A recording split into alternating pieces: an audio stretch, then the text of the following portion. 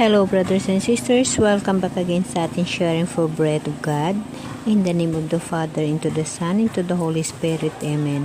Lord, nagpapasalamat ako sa iyo sa mga grasya na ibinibigay mo sa akin at yung mga katuparan ng aking mga hinihingi, ang aking mga pinanalangin sa iyo at iyong ibinigay. Lord, maraming salamat sa pagbigay mo sa akin ng pagkakataon na maging saksi sa iyong kabutihan kag iyong mga miracle na nandito sa aking buhay na iyong ibinibigay sa akin upang ako'y magkaroon ng lubos ng panampalataya at pagtitiwala sa iyo. Amen. Brothers and sisters, today magbabahagi ako sa inyo ng tinatawag na buhay ni Mama Mary, yung ating pinakamagandang ina sa langit, yung ina ni Jesus Christ, yung pinakabulahan or pinaka-espesyal na babae sa mundo, ang mother ni Jesus Christ na naging mother din natin sa heaven. Okay brothers and sisters, nag-attend kasi kami sa misa ng Assumption na Immaculate Conception ni Mama Mary, yung kanyang tinatawag na pag-celebrate natin ng Immaculate Conception. Alam niyo ba na sa misa ng ating Cora Parroco, napakaganda ho ng kanyang mensahe ukol kay Mama Mary. Si Mama Mary ay isang espesyal na babae, dahil siya ang pinili na ina ng ating mahal na Diyos. Alam niyo ba brothers and sisters na si Mama Mary, bago pa man ipinanganak ni Santa Ana, siya ay nasa plano na ng mahal na Diyos. So si Mama Mary ay isang babae na kumbaga ay hindi siya namatay, kundi siya ay inakyat lamang sa langit. Hindi ho natin makikita sa Biblia ang kanyang pagkamatay, ngunit sa mga pananaliksik natin sa Biblia at sa mga taong binigyan ng karunungan at pag-uunawa, aking ho na sasabi sa aking sarili at ibabahagi ko sa inyo na si Mama Mary ay hindi ho siya namatay, kundi siya ay inakyat sa langit ng ating mahal na Diyos, kasi ho si Mama Mary ay espesyal sa atin. At si Mama Mary, pagdating ng paghukom ni Jesus Christ, hahanapin natin si Mama Mary ay mag-appear muli sa atin. Alam niyo ba, brothers and sisters, na ang pagbabasa sa Biblia, kung tuunan mo ng pansin at hingian mo ng Holy Spirit na gabay, ay maunawaan at maintindihan mo ang mga kanyang sinasabi, ang mga pahiwatig ng Bible. Yes, brothers and sisters, mahirap po unawain yung mga nakasulat sa Bible, lalo pa pag hindi ka nananaliksik at malayo ka sa Holy Spirit ng mahal na Diyos, hindi mo ho maintindihan.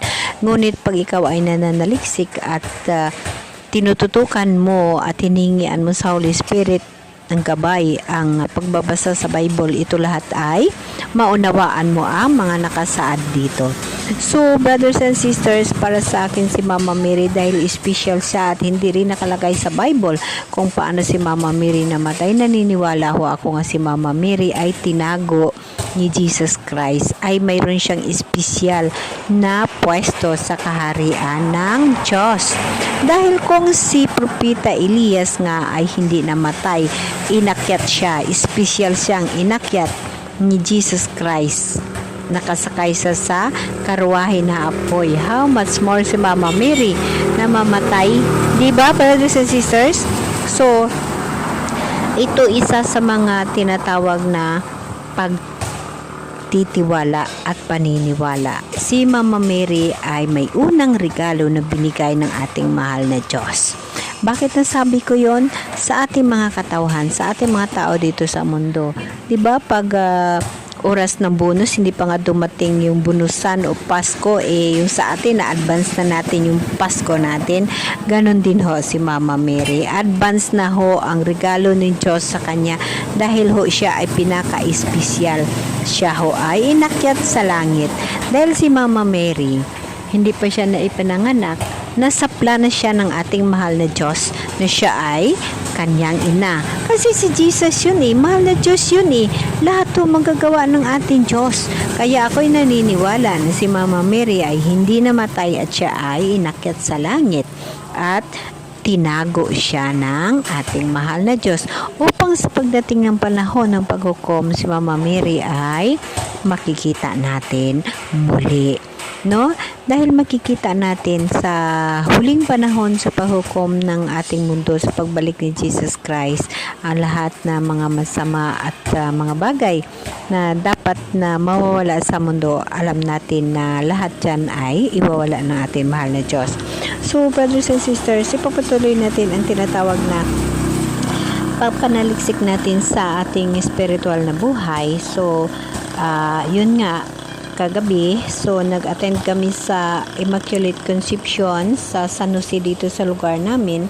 So malaking bagay para sa akin din yun at iniisip ko rin na isang rin na regalo para sa buhay ko yung mga nangyayari dahil na wala naman akong panggastos, wala rin akong perang pangpunta doon, ngunit may mga tao na pinadala ang mahal na Diyos na ako'y akayin at ako ay makalibre. So libre ho ako sa pagpunta doon at hinatid pa ho ako pag-uwi dito. So naka-attend ho ako ng Immaculate Conception Mass, kag nakakita rin ako ng pagparada ng mga napakagandang mga imahe ng ating mahal na Birhen. No?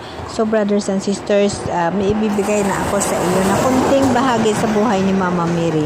Si Mama Mary or Virgin Mary is mentioned in the Bible, specifically in the New Testament.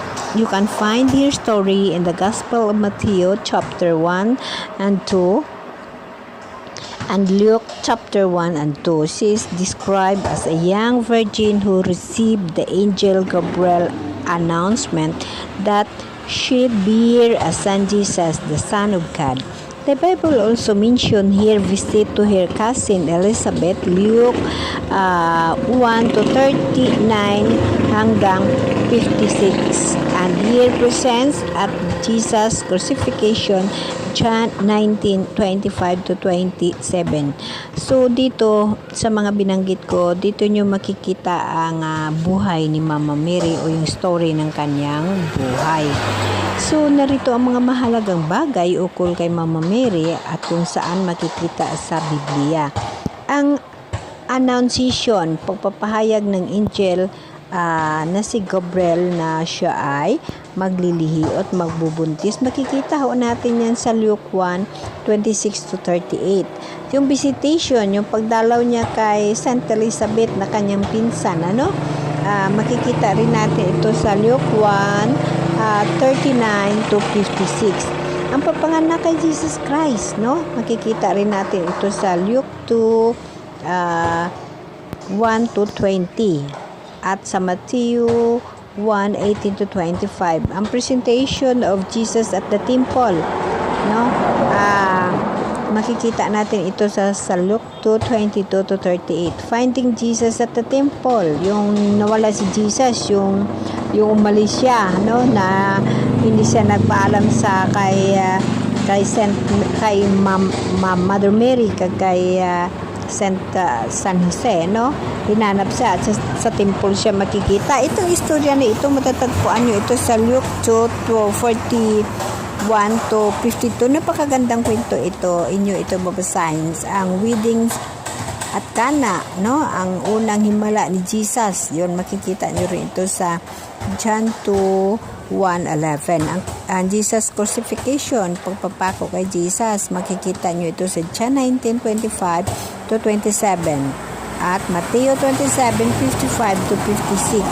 Ganon din sa Mark 15:40 to 41, Luke 23 to 49, So itong mga binabanggit ko, makikita nyo dito ang buhay ni Mama Mary at ni Jesus Christ, Ang early church, unang simbahan kasama ang mga apostol, makikita nyo ito sa Act 1 to 14. So sana makatulong ito sa inyo upang makikita ninyo kung saang bahagi ng Biblia makikita ang kwento ni Mama Mary at ni Jesus Christ.